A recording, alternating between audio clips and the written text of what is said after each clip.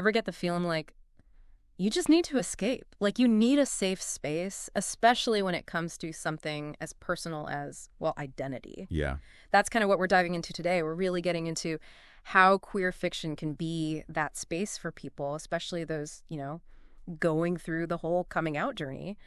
It's really interesting, when you think about how fiction can be so much more than just entertainment. I mean, it can be like a mirror. Oh, totally. It can reflect our own experiences. Yeah. It can be like a guide offering different paths forward, even like a source of comfort or validation. It's like those Me Too moments, but in a world that the author created. Exactly. So for this deep dive, we're jumping off from an episode of the Queer Triptych podcast. And it really got me thinking about this like in a completely different way.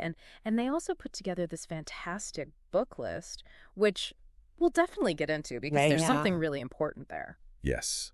And the variety in that list, I think, really highlights that there's no one way to come out. Yeah. Everybody's journey is different. It depends on their background, their culture, their own timeline. Everybody's different, and it's important to realize that. And the podcast really emphasized that just seeing yourself in a character, while, it's super powerful, but it's just the tip of the iceberg, really. It goes so much deeper than that. Oh, for sure. Way deeper. Representation is so powerful. Because a lot of LGBTQ individuals, especially early on, when they're figuring things out, they feel isolated. Yeah, absolutely. And seeing yourself reflected in a story, it validates how you feel. It reminds you that you're not alone. It's almost like a lifeline. Totally. When you might be questioning everything. Yeah, it's like you find a community, but it's in the pages of a book. Exactly. It's kind of cool. But they also talked about how fiction can help bridge that gap with like your friends and family. Yes. Who maybe don't quite get what coming out feels like. Right. And that's where I think storytelling can be really powerful. Right. That's where the magic happens. Because I was thinking you could give someone like a stack of articles, right? Right. About LGBTQ experiences, but a good story. Yeah. It just hits different, right? It does. A well-crafted story will build empathy in a way that just presenting facts can't. Yeah. So walk me through that a little bit. What is it about fiction that makes it such a good tool for building understanding, especially compared to something like, I don't know, a news article or a documentary? Well, I think it really boils down to like this idea of perspective taking. Perspective taking. Which I guess is just a fancy way of saying, stepping into someone else's shoes for a bit. Oh, I like that. Yeah. That's really good, actually. It gets right to the point. And fiction with its characters and the emotions, it's really good at kind of flipping that switch in our brains. Totally. So when you're reading about someone and they're struggling with, who they are, their sexuality, maybe they're going through the whole coming out thing, you're not just reading information. You're living it with them. Yeah. You're feeling those emotions. It's like that aha moment. Yeah. But it's not a fact. It's like a feeling. Yeah, exactly. And that's what empathy is all about, right? It's like being able to connect with things outside of your own experience. Totally. Is how we understand different people. Yeah. Different views. It's eye-opening. And the podcast argued that seeing these different perspectives, these different coming out stories, that can actually give you courage. Right. If you're, maybe struggling with your own journey.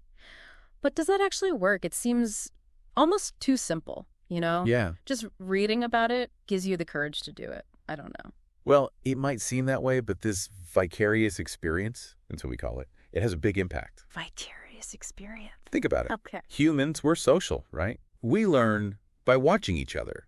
So you see someone else do something brave, overcome something. Yeah. It kind of plants a seed. Oh, interesting. And you think, well, if they can do it, maybe I can too. So it's less about reading and more about how we're wired to observe and learn from each other. Now, it's not magic, of course. Right. It doesn't, it's not going to solve everything. Sure. You still have to do the work. Right. The self-acceptance, finding your people, all of that. Yeah. It's like a nudge. It is. It's a nudge in the right direction. Yeah, a little boost from people who've been there. Even if they're fictional. Exactly. And the Queer Triptych had this other point about community. Oh, right. They were really into the book clubs. Yes. Joining groups, finding those spaces where people come together and talk about about queer literature. Yeah, and I found that kind of interesting because it seems at first like just a social thing, you know? Right. Like, how is that related to coming out? Yeah.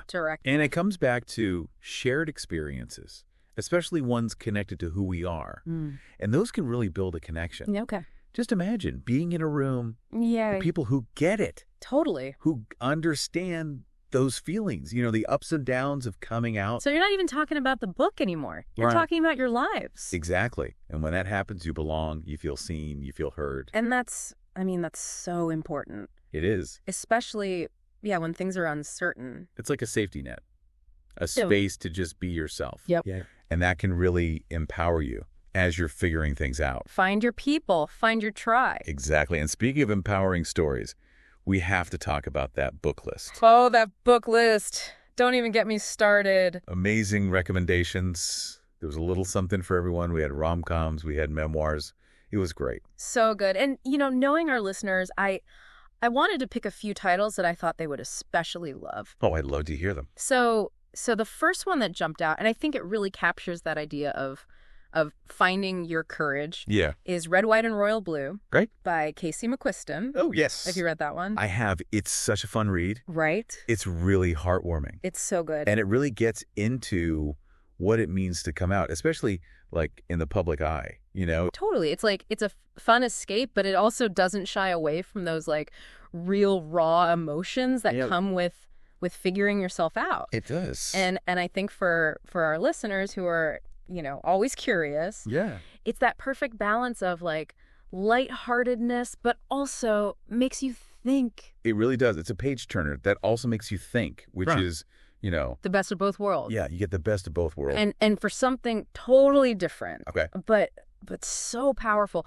Fun Home by Alison Bechdel. Oh, wow. Have you read that one? Home is amazing. It's a classic for a reason. It's so good, and it's a graphic memoir, and that's what I love about it. It adds a whole other layer, right? But it does, because you're getting the story, but you're seeing it too, And Bechdell's writing, it's so raw and honest. Yeah. It's really refreshing. And it gives you this perspective on coming out, especially within a family. Which, let's be honest, can be really complicated. Oh, totally. More than you'd think. Sometimes they're super supportive, sometimes it's true. Not much. Families are messy like that. And I think that graphic memoir format, it just adds that extra layer of emotion, It does. It adds that visual element. Yeah, and it's like you're feeling it even more on this whole other level. And that's what makes it so powerful, Yeah. It reminds you that coming out, it's not just a one-time thing. It's a journey. And our families, they're right there with us. They're a part of it. They are. It's a journey that unfolds. And our relationships, they'll play a part. Totally, totally. And for our last recommendation, I got to go with Aristotle and Dante Discover the Secrets of the Universe. Oh, wow. What a great book. By Benjamin Alire Sáenz. Have you read that one? I have. It's beautiful. It's like a love letter to self-discovery, the power of friendship. Yeah. And just figuring yourself out. Right. When the world feels, I don't know, kind of confusing, especially as a teenager. Yeah, those teenage years are tough because you're trying to figure out who you are, where you fit in. Totally. And I think that's what I love so much about this book. It reminds you that you're not alone. It does. It really does. In feeling uncertain or like you don't belong. And I think what I love about Aristotle and Dante is it captures that need for connection so well. Yeah. Like that search for someone who just gets you, sees you, understands. It's like even if you weren't, a gay teenager in Texas in the 80s, you can still connect to that. You can, because we've all felt lost. We've all wanted to belong, to be loved, to be accepted for who we are. And it's like sometimes those journeys, those self-discovery journeys, they're better when you're not alone, right? They really are.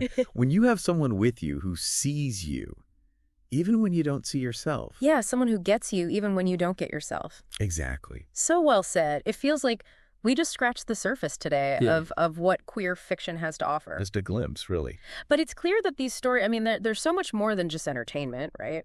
They are. They're so much deeper than that. They can be like guides, mirrors. They can even be lifelines, especially when you're coming out, when you're figuring things out. They make us think.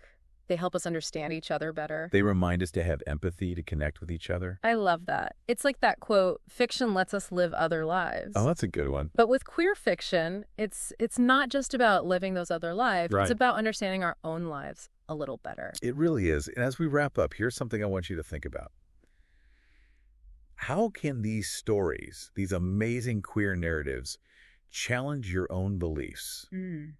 How can they help you be a better ally to the LGBTQ community? Think about it. I love that. Such a good question to leave us with. And listeners, if any of the books we talked about today piqued your interest, you can find links to them in our show notes. Until next time, happy reading.